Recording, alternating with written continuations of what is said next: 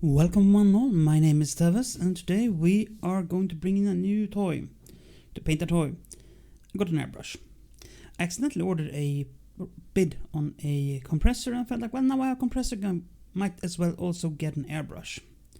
Also, when I painted my Warhawk in the Turkina Keshik recently, a lot of people was like, that is not a Turkina. And I was like, you are correct, that is not a Turkina. That is a Warhawk from the Turkina Keshik. So I thought today we're gonna paint a Turkina from the Turkina Keshik. Now I know some of you wonder what the Turkina is, and apparently it was a sort of mythological falcon-esque creature that the Clan Jade Falcon based their totem on. What this mech has to do with that, no clue. It's a big, angry mech. Now this is my first time using an airbrush, so the skills are lacking, but at least I try to do something. This is me basically doing a attempt at a sort of zenithal highlight, and well, I picked a way too bright color for this green, so it turned out almost white, and we're gonna fix that later, but still it looks pretty good. It looks, as you mentioned, light would hit it, which is nice. So I'll pick up some contrast paint and filter the white back down to more palatable green. That's it. And to say, worked very well. Airbrush is not a particularly good airbrush, but it does the job in this case at least. So next up is painting the lime green markings. That is the standout feature of the Turkina Keshik, which is the sort of royal guard, the personal bodyguard of the Clan Jade Falcon Khan. And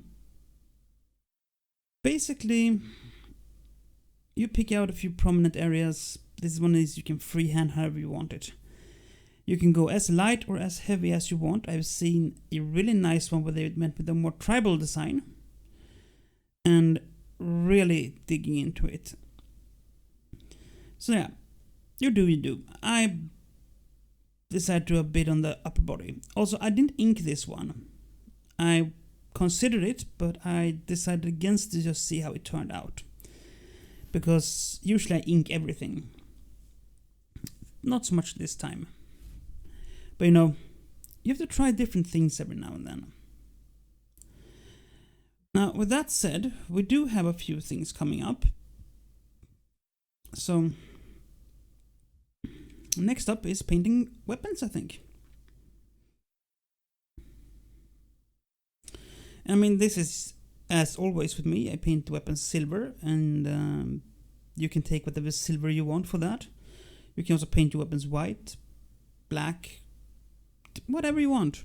It's up to you, but I do silver out of simplicity, because as I always say this, the point of these things are that it should at some point end up on a table to be played with, and then it is easier from a sort of tutorial kind of standpoint. You says everything silver painted is a weapon.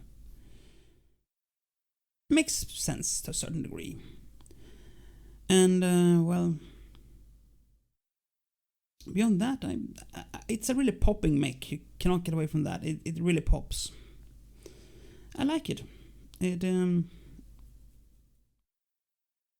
interesting. I'm gonna do some more airbrush tests, because as I said, this is my first ever try at airbrushing, and it did not turn out particularly well because I can't aim that thing yet. That's why we just base coated with it, because I was like all over the place. I'm gonna get out some more terrain and try some more in-depth target practice with the airbrush. So I'll finish up with some silver details, because that is what the canonical scheme has. It has some places bare metal or silver. And again, here you do put in as little as much as you like. This is also a stage where you can weather things if you want to do that. I prefer to keep my clan mechs as pristine looking as possible because, well, they are the clans and it kind of fits that they are pristine looking mechs. But you know, you do you, as I said.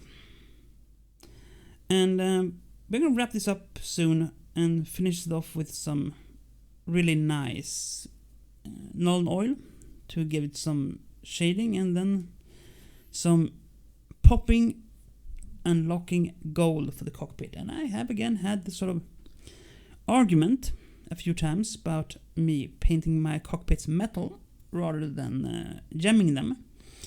And well, I go with the Mech Warrior line of thought, which is that this is supposed to be see-through metal anyway, and the outside surface is supposed to be reflective because there's supposed to be a protective layer over it. So gold makes sense. A reflective gold coating on the outside and see-through metal underneath that. Much like a one-way mirror. I don't know. You do you again. I do it this way.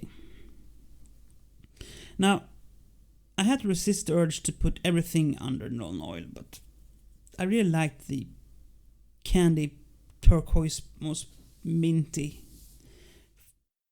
I was supposed to say flavor of it, but it's not a flavor, it's a look. But I like that look. Now, Nuln oil, this is the old one. It's a dying breed. It will soon be gone, and there is no more to be had because Games Workshop changed the recipe for these to a more shade-like consistency. It runs easier into crevices but leaves less of a staining.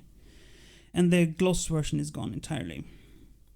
Some people really hate this, some people are very angry about this. Personally, I don't really care all that much, but you know, it is what it is. But yeah, just slap that on metal parts to bring the shine down a bit. Now, this is from the